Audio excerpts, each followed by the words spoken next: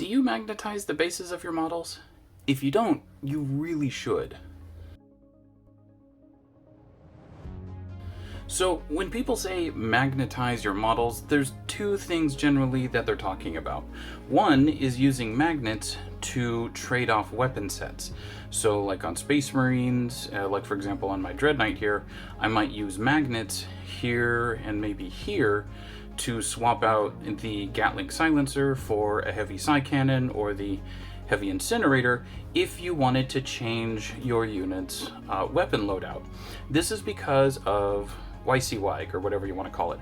What you see is what you get. That's the tournament standard, that whatever weapons or equipment is represented on the model is actually what it's playing with. So for example, I couldn't say that this Dread Knight has a Nemesis Greatsword because it doesn't. It just has 2 hammers. And yes, I know it's not supposed to have 2 hammers to kit bash, but anyway, the other thing that someone could mean when they say I magnetize my models is putting magnets like these ones. These are 8x3mm magnets.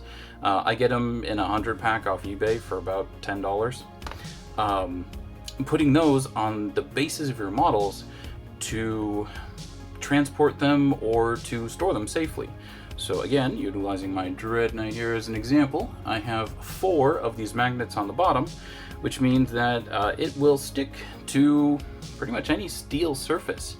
And this metal cabinet from Ikea is actually perfect. It has 4 shelves that are all steel, and then it's got cork on one side, and all you have to do is flip it over and attach some models to it, and you can spray paint those models or transport them. Or you can also use something like this.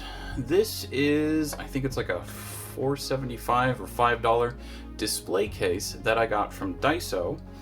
And I am holding my Primaris Reaver Squad in it. And as you'll notice, I can tip it any which way and they won't go anywhere because they all have magnets on the bottoms of their bases and magnets on the bottom of the case. So even, well, if I drop the case, they'll probably tumble about, but otherwise they're safe and secure. So I personally don't do the magnetic weapon swaps anymore for a couple reasons. One, I don't play the game. I'm mainly just a hobby and display painter. So there's no reason for me to swap weapons because what I want the model to have is already on there and I don't really have much of a reason to swap it out.